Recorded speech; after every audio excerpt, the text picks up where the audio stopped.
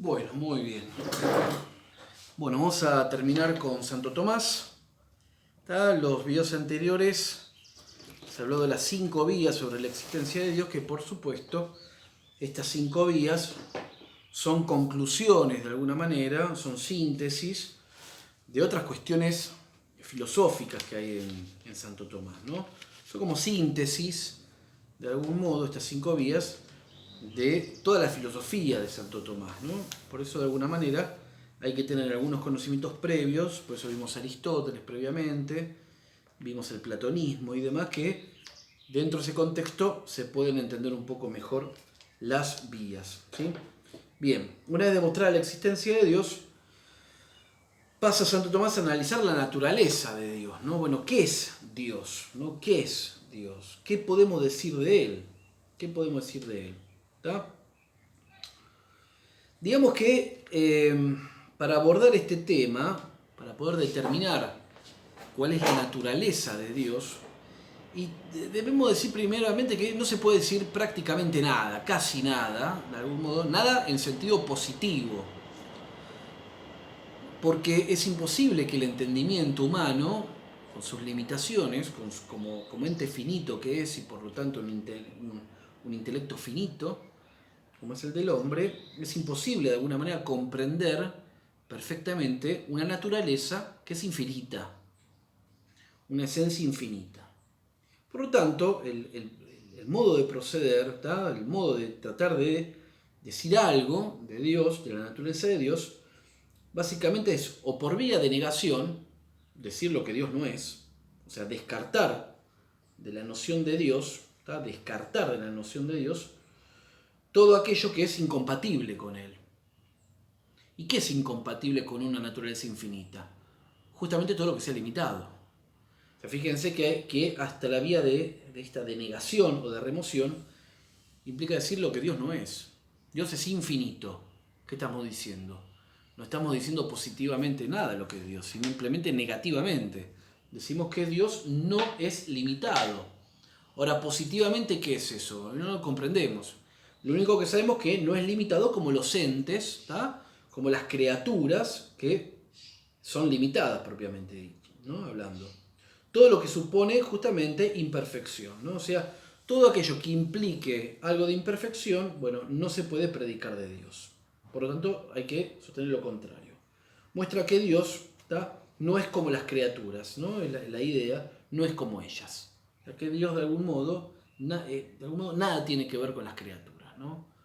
¿Por qué? Porque todas las criaturas son limitadas, todos los entes son limitados y por lo tanto son imperfectos.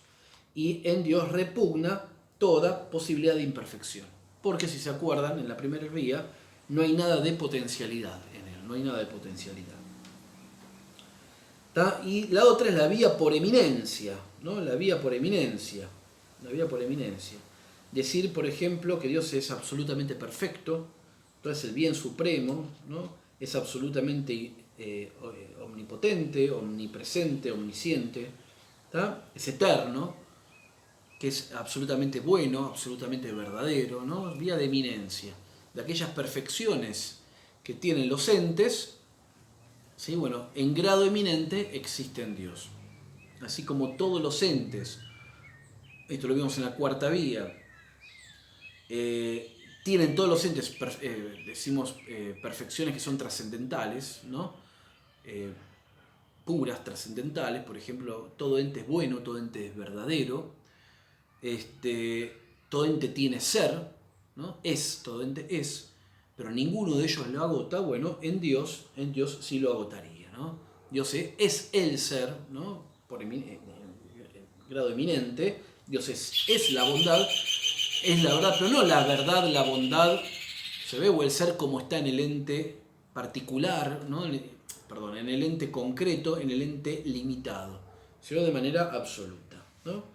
Por eso podemos decir, dice Santo Tomás, que el ser de Dios, ¿no? Siempre nos quedará oculto, ¿no? La esencia de Dios siempre nos quedará oculta.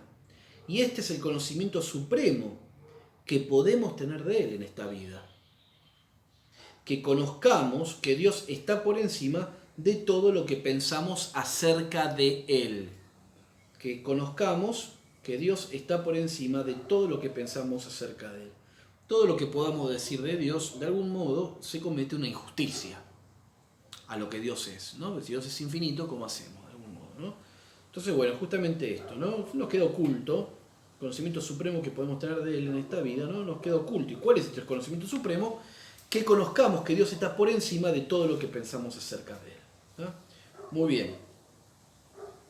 Por lo tanto, ¿qué es lo que se nos manifiesta más en todo esto?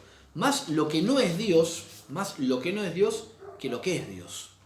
Dios no son las criaturas, pero es a partir de las criaturas que podemos decir algo de Dios. ¿Se ve? O sea, dentro de las criaturas, como el mundo es causado por Dios, y vamos a hablar un poco esto de la causación de Dios respecto a las criaturas, a los entes, como los efectos hablan de la causa, ¿no? Hay una semejanza entre el efecto y la causa, ¿tá? Bueno, las perfecciones que están en los entes, ¿tá? Esas perfecciones que están en los entes, sea de grado eminente justamente en Dios, ¿no? Porque los efectos hablan de las causas. Muy bien. Entonces vamos a empezar a ver algunos atributos que se van desprendiendo. Bueno, el primer atributo de la naturaleza divina es que Dios es simplicidad, ¿no? El primer atributo es la simplicidad.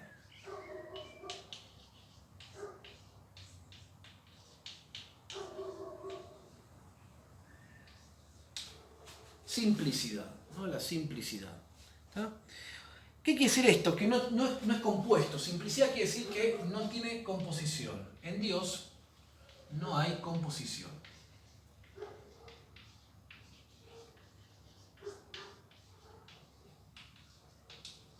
Composición metafísica nos referimos, ¿no? Obviamente composición física menos todavía. ¿Qué quiere decir esto? En contraposición, justamente, a la simplicidad de Dios, vemos que todo ente es compuesto. Todo ente creado, todo ente es compuesto. Por eso todo ente no es simple, se opone a la simplicidad. ¿Y qué compuestos tiene el ente? Bueno, sabemos que el ente, entonces, está compuesto, principalmente, el principal compuesto del ente de la criatura, el ente finito, está compuesto de una esencia, esto ya lo vimos, que hace que tenga un modo de ser, hombre, perro, gato, etc. Pero aparte, esta esencia es existente. Es decir, este perro que yo tengo acá, el perro colita, tiene una esencia de perro, pero aparte de tener una esencia de perro, está existiendo realmente. El perro existe. Por eso, aparte de tener una esencia, tiene un acto de ser. Tiene un acto de ser. Pero el ser no es lo mismo que la esencia. No es lo mismo. ¿Se ve? Este perro colita que ladra, por ejemplo, este perro que tiene esta naturaleza, no es el ser. Si no, tendría que ser la absoluta necesidad. Vemos que este perro colita, como cualquier ente, es contingente. ¿Y qué significa que sea contingente? Esto ya lo dijimos varias veces. Significa que es, pero puede dejar de ser. Es decir, que si tiene ser, ¿sabes? Si tiene ser, quiere decir que lo puede perder el ser. El ser lo puede perder. Ahora bien, todos los entes son contingentes, tercera vía.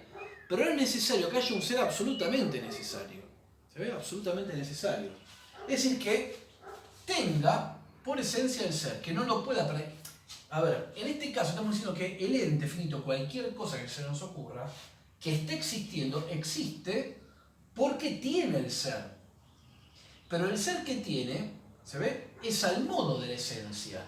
No es lo mismo ser perro que ser hombre, o que ser un átomo de hidrógeno. El átomo de hidrógeno, el perro y el hombre, estos tres, tienen ser, pero un ser distinto. Tienen un modo de ser distinto. Ahora bien, estos tres, como de hecho están existiendo, tienen ser, que es la causa de la existencia del ente. Pero este ser es al modo de la esencia, al modo del perro, al modo del átomo de hidrógeno, al modo del hombre.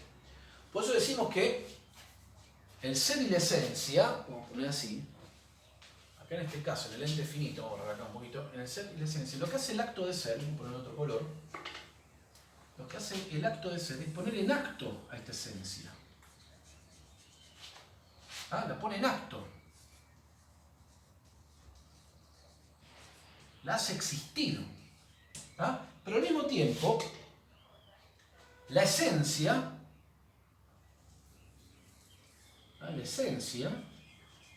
como tiene ser, lo hace a su modo, limita y hace el ser al modo de la esencia.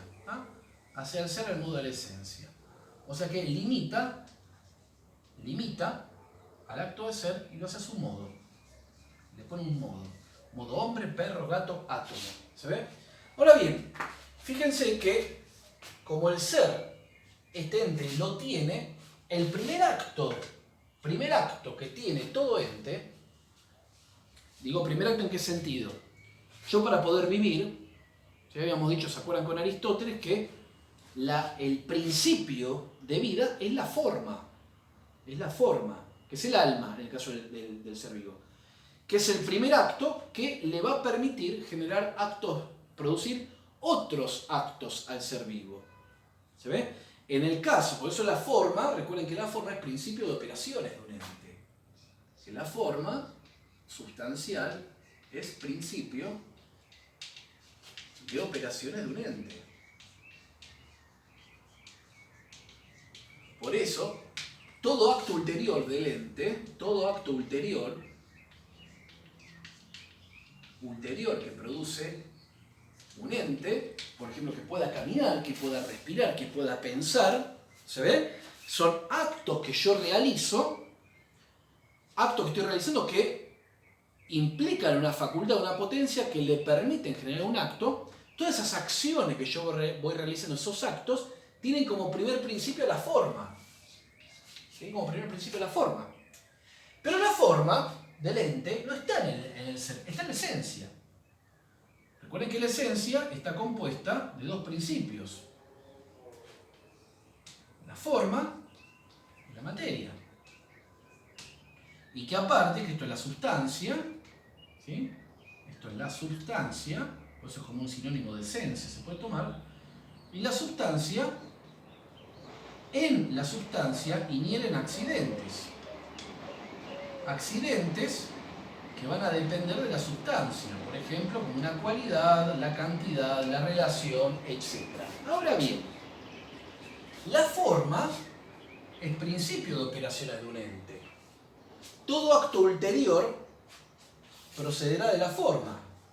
Por lo tanto, los accidentes, en particular vamos a poner por caso la relación o la acción, en este caso, ¿sí? Es un accidente la acción, revea las categorías de Aristóteles, proceden como primer principio de la forma. Por eso la forma es el acto primero del ser vivo. Sin embargo, la esencia y la forma en particular, nada puede producir si previamente no existe.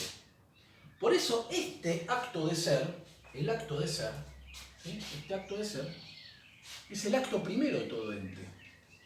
Acto primero de todo ente. Y que fundamenta que la forma sea principio de operaciones y todo acto ulterior proceda de la forma. Pero para que la forma, ¿se ve?, pueda producir una acción, para que la esencia pueda producir una acción, requiere que primero esté en acto de existir. Que esto es lo que no vio Aristóteles. Aristóteles se quedó en un esencialismo, vio esto. Sin embargo, Tomás ve que todo ente tiene ser, pero ninguno agota el ser. Ser, ser, verdad, bondad, belleza, son atributos trascendentales del ser, cuarta vía. Por lo tanto, este acto de ser, como es algo que está en el ente, ¿no? Que el ente tiene el ser al modo de la esencia, este ser tiene el modo de la esencia, ¿de dónde procede el ser del ente? Si no lo produce la esencia, que cuando Santo Tomás justamente dice que este ser es causado. No hay ningún ente en la naturaleza que sea causa de su propio ser. Esa es la realidad y es una cuestión hasta evidente. nada, ningún ente en la naturaleza, ningún ente, ninguna criatura, ningún ente limitado es causa de su propio ser.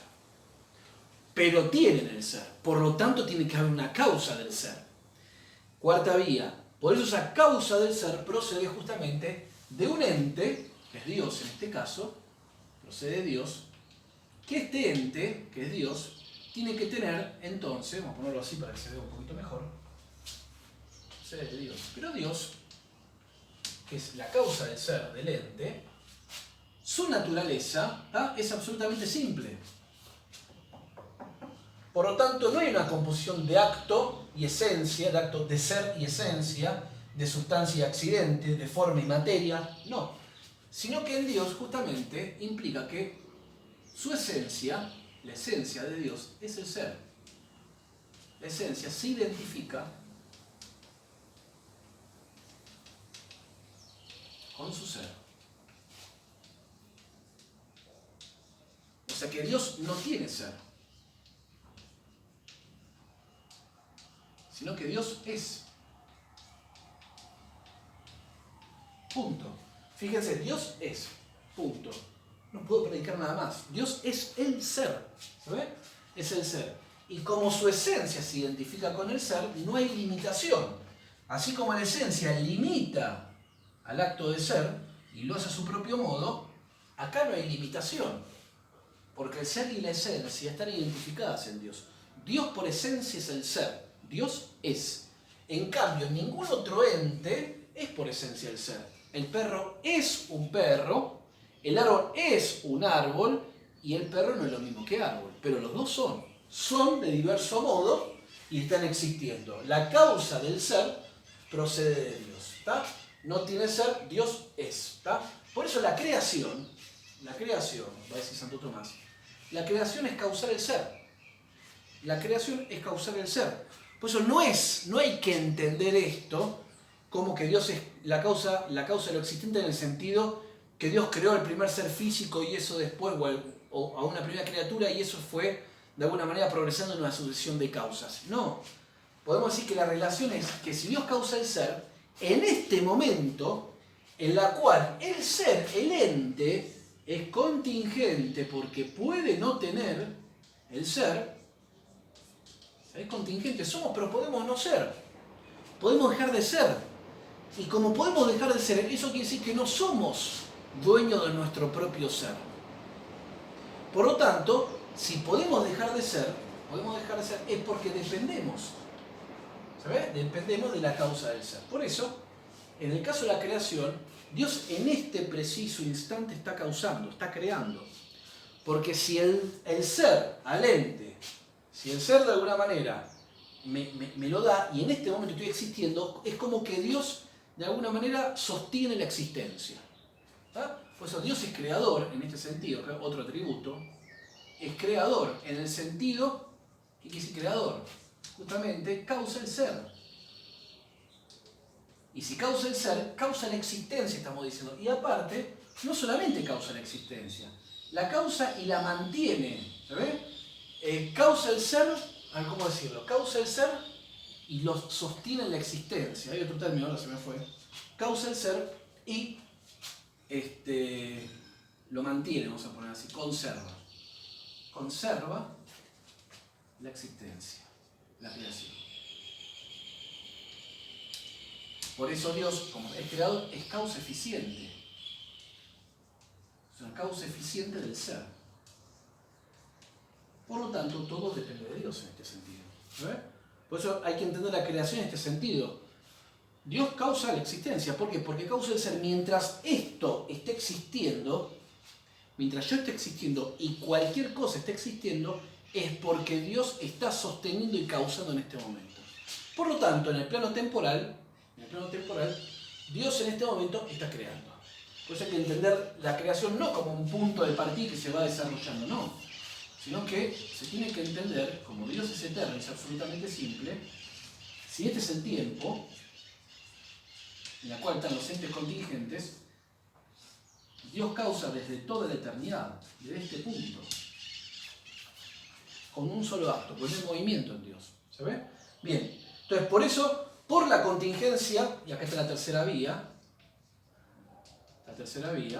por la contingencia se llega a un ser absolutamente necesario, ¿no? En la cual su esencia se identifica con su ser. Dios es el ser, ¿tá? Es el ser. Y por lo tanto, no solamente es el ser, si lo utilizamos con la cuarta vía, es la verdad, por esencia, que es el bien, por la nobleza, es la perfección, es la belleza, y los demás trascendentales, ¿no? Etc. O sea, no es que Dios tiene la verdad, o Dios está en la verdad, o Dios tiene, sino que por esencia Dios es la verdad. Dios por esencia es la verdad. Por eso acá, la verdad con mayúscula, que es Dios, es una persona.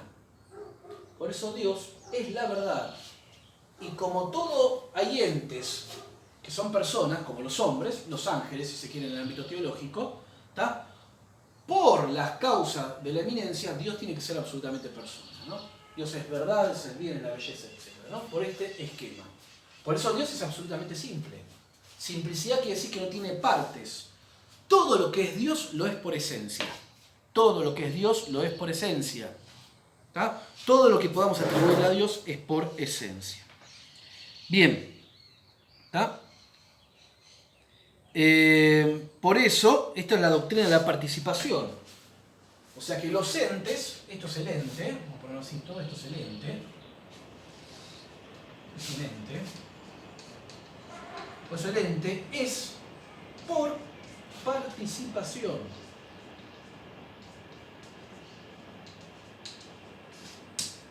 Participación justamente del ser de Dios. Pero el ser de Dios no es lo mismo que el ser del ente. Porque el ser del ente es al modo de la esencia. Por lo tanto, este ser es creado. Y la esencia sin el ser no es nada. Por lo tanto, también es creado no solamente el ser, sino también la esencia. Dios crea todo el ente. Con una esencia sin acto de ser no es nada. Bien. Esto en cuanto a la simplicidad de Dios, ¿no? En cuanto a la simplicidad de Dios, voy a leer un texto. Dice lo siguiente, ¿tá? Dice, es preciso, esto está en la Suma Teológica, es preciso por consiguiente que el ser mismo tenga con la esencia, que es diferente de él, la misma relación que tiene el acto con la potencia. Pero como en Dios no hay nada potencial, se sigue que en él la esencia no es nada diferente de su ser. Por consiguiente, su esencia es su ser. Es decir, fíjense que acá la esencia del ente finito, así como en el ente finito el ser es el acto, la esencia se comporta como potencia. ¿Por qué como potencia? Porque limita. Lo limita. Y por lo tanto, al ser limitado hay un cierto grado de imperfección, potencia. Por eso el primer compuesto metafísico del ente finito es el acto y la potencia. El acto de ser y la esencia. Que la esencia está en potencia de ser, de algún modo, si se quiere. Si no tiene el ser, no está en acto. Por eso es como que el acto de ser, el S lo llama, el acto de ser en el ente, es como que enfunda de alguna manera a la esencia, la hace existir. Ahora bien, fíjense que esto, ¿qué quiere decir? Que si la esencia en el ente se comporta como potencia, como Dios no puede tener potencia, primera vía de Santo Tomás de Aquino, como Dios no puede tener potencia, se sigue entonces que el ser de Dios se identifica con la esencia. Porque en el ente la esencia es potencia respecto al acto de ser. ¿Se ve? Porque tiene la posibilidad de ser, porque es un ser contingente. Ahora, en Dios, el acto de ser se identifica con la esencia porque no puede haber potencialidad. Y con esto también da la posibilidad racional filosófica de que puedan existir entes contingentes, o sea, que son creados, pero que pueden no tener materia, como en el caso de los ángeles, que su esencia serían formas puras, pero que igualmente tiene un elemento potencial, no por causa de la materia, sino por la distinción entre esencia y acto de ser. Por eso un ángel es forma sin materia, pero no es Dios. Es una forma sin materia, pero que su esencia, que es pura forma, se diferencia del acto de ser.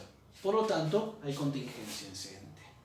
Por eso se puede hablar de formas puras de posibilidad racional que puedan existir sustancias inmateriales puramente espirituales, ¿tá? Pero que no son Dios. Cabe la posibilidad. No quiere decir que necesariamente desde el punto de vista racional se pueda demostrar esto. Pero sí de alguna manera que es posible. ¿Tá? Bien. Muy bien. ¿Qué pasa con la omnipresencia de Dios, ¿no? Otro atributo, la omnipresencia. Dice, sabemos que, ¿no? Por las 5 vías, vemos que el influjo de Dios como causa, pueden identificarlo con la segunda, por tomar una, hay un influjo de Dios que llega a todas las cosas, porque todo depende de la causa primera. Si la causa primera deja de actuar como causa eficiente, deja de causar el ser, todo dejaría de existir. Por lo tanto, hay un influjo de la causa primera, un influjo de Dios que llega a todas las cosas. ¿Tá? A los móviles, por ejemplo, motor y móvil, hasta sus efectos. Por eso Dios llega hasta la punta de la existencia, hasta el último resquicio de la existencia, hay una causación directa de Dios. ¿Tá? Por eso no es que Dios empuja al primer ser y esto de alguna manera como un efecto dominó va generando, no. Sino que la causa primera llega justamente, ¿no? Como causa del ser, llega a todo lo existente, Por eso tenemos acá, dice Santo Tomás, que Dios es el ser mismo por esencia, es preciso que el ser creado sea efecto propio de él, así como el quemar es el efecto propio del fuego. ¿Ah? En consecuencia, dice acá el autor, Dios se halla presente en todas las cosas. Dice Tomás, el ser es aquello que es lo más íntimo de cada cosa, pues es su primer acto, y lo que está más profundamente en todas las cosas, de donde resulta necesario que Dios esté en todas las cosas e íntimamente.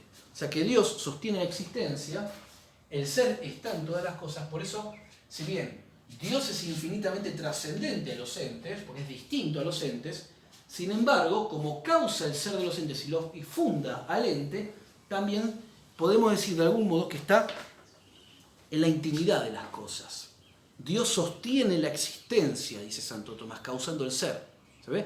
Está sosteniendo al ser desde el ser mismo. O sea, sostiene a los entes, sostiene la existencia desde los entes mismos, desde la existencia misma. ¿Está?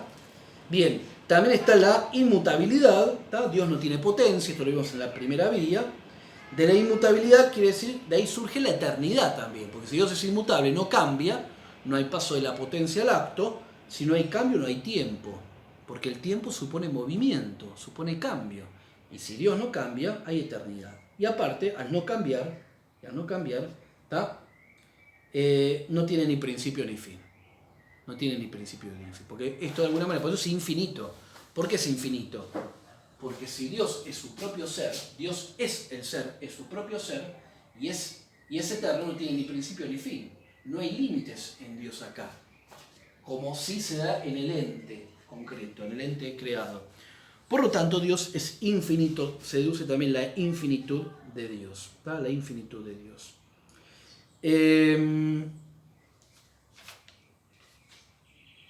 Por eso Boecio, en el siglo V, ¿tá? Y principio del sexto, esto lo mencionamos cuando vimos el problema de los universales, dice que la eternidad es la posesión perfecta y toda a la vez de una vida interminable.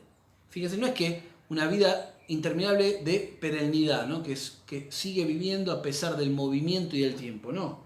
Dice, es la posesión, dice Boecio, perfecta y toda a la vez de una vida interminable. Todo a la vez, o sea, en el ser, ¿no? En la eternidad. La eternidad vendría a ser algo así como un presente absoluto. Siempre es eternidad. ¿Está? Bien, dice, como Dios es máximamente inmutable, a Él le compete máximamente ser eterno. Y no solo es eterno, sino que es su eternidad. Y en cambio, ninguna otra cosa es su duración. Porque no es su ser. No es su ser. ¿Tá? Bien.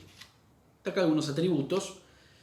La vía negativa, ¿tá? Volviendo, dice, el intelecto humano no puede llegar a un concepto positivo de Dios. Como conclusión estamos viendo ahora, ¿no? Esto ya lo dijimos.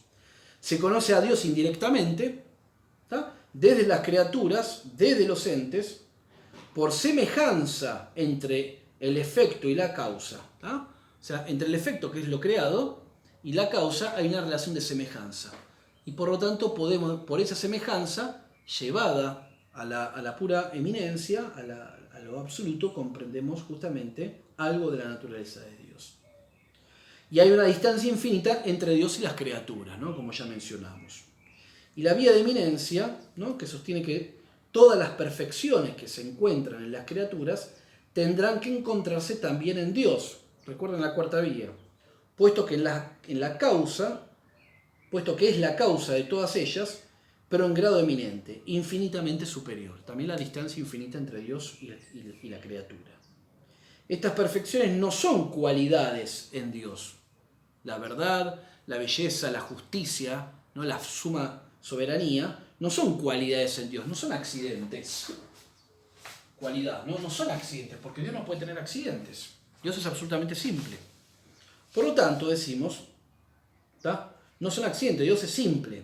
Dios es por esencia su sabiduría, es por esencia su justicia, es por esencia la verdad, es por esencia el ser, es por esencia la belleza. ¿Tá?